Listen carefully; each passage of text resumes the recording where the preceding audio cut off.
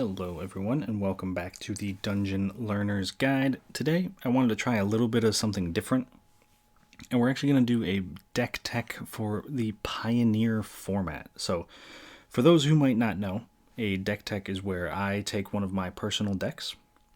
We're going to break it down, take a look at what's inside it, and what the goal is, how it works, and the overall idea of it. So to start with, Pioneer is the format that is one of the more recent eternal formats, which means that the cards do not rotate. They don't leave like in Standard. They are always playable once they're there. They're there to stay. So this deck is a cycling deck, and it's a bit of a combo deck. So the main goal of it is to use this card here, New Perspectives, to basically draw through your entire deck. With New Perspectives on the field, we are able to cycle cards in our hand for 0 mana as long as we have 7 cards in hand. Now, 90% of this deck is cycling cards, even the lands, right? We have every single cycling card in the lands that we can. Now, the way that cycling works is there's a cost. So this card says cycling 2. You pay 2 mana of any color, discard this card, and draw a card. So by making our cycling costs 0 with New Perspectives, we are able to pretty much throw our entire deck into the graveyard and win with one of these 2 cards. Now we can either win with Approach of the Second Sun, which says that if we cast it from our hand, and we've cast another spell named Approach of the Second Sun this game, you win the game. Otherwise, you put Approach of the Second Sun into its owner's library 7th from the top, and you gain 7 life. So we cast it for the first time, we gain 7 life, we put it back in our deck, and then we keep cycling to draw it again and play it again to just instantly win the game.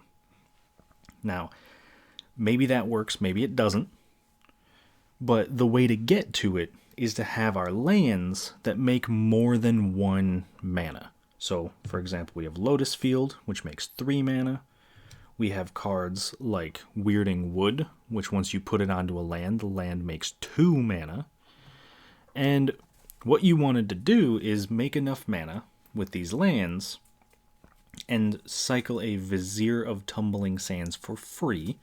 And when you cycle it, you untap target permanent. So you can use your Lotus Field to make 3 mana, cycle your Vizier to untap your Lotus Field and make 3 more mana, giving you what you need to cast the Approach of the Second Sun. So, but maybe that doesn't work, right? Maybe you just don't have the cards you need for Approach of the Second Sun. So you put all your cards in your graveyard. The backup is Zenith Flare. Zenith Flare says that it deals X damage to any target, which could be your opponent, and you gain X life, where X is the number of cards with a cycling ability in your graveyard. So if you have 20 cards that with cycling in your graveyard, and you cast Zenith Flare, you do 20 damage to anything you want. Now, since people start playing a game of Magic with 20 life, that's just an instant knockout for your opponent. And obviously these are the win conditions. This is how we're going to win the game, but we have to get there first. Now, some of the ways to get there, we've mentioned Weirding Wood. We have a Traverse the Ulvenwald in here, which lets us search our deck for a basic land. Or, if we have Delirium, so if we have 4 or more card types in our graveyard, which, looking at all of our cycling cards, is not difficult, then we can search for a land or a creature, meaning that we can go and get our Lotus Field if we need the extra mana. We can go and get our Vizier of Tumbling Sands if we need to untap that land to make more mana. And then we also have a card called Shadow of the Grave. And what this one does, it returns to our hand all cards in our graveyard that we cycled or discarded this turn. So if we start going with our combo, we play New Perspectives and we cycle through 10 cards and we run out, we have no more cards left to cycle, that probably means we're gonna die. But by casting Shadow of the Grave, we can put all those cards back in our hand and keep going. So as long as you get a Shadow of the Grave, it's really hard to miss. The rest of the cards in here are all utility style cards. So for example, Cast Out could be used to get rid of an opponent's thing, because when it comes into the battlefield, you exile target non-land permanent an opponent controls, or you can cycle it away if you don't need it. Renewed Faith, you gain 6 life when you cast it, but you can also cycle it, and when you cycle it, you gain 2 life. We have a Shefet Monitor, who, if you really need a big creature, he's a 6/5 for 6. But when you cycle him, you search your library for a basic land or a desert card. Spoiler, there's no deserts in here. And you put it onto the battlefield. Notice it doesn't say tapped, so you just get it into play. And then we have Draneth Stinger, who is another way to win the game if we need it. And he says whenever you cycle another card, Draneth Stinger deals 1 damage to each opponent. So if you're able to get this down and then play your new perspectives, you can pretty much just cycle through your whole deck and kill someone right there on the spot. We're not going to go too in-depth on the lands. Like I said, we've got all the cycling lands, all the lands that we're able to throw away if we don't need it. We have 4 forests, and then 1 of each other color of basic land. So 1 swamp, 1 island, 1 plains, 1 mountain. But that is the cycling deck as it's set up in the first 60 cards. Now, since Pioneer is a best of 3 format, so you're playing to see who wins 2 out of 3 games, we have a 15 card sideboard that between the games we're able to go through. And in our sideboard, we have a Dispel to counter instant speed cards, so that way if someone tries to counter our things, we can stop that from happening. Same reason that we have 3 Dovin's Vetoes in the sideboard. This also counters something that might be trying to stop us or kill us, and this can't be countered, so they couldn't stop that.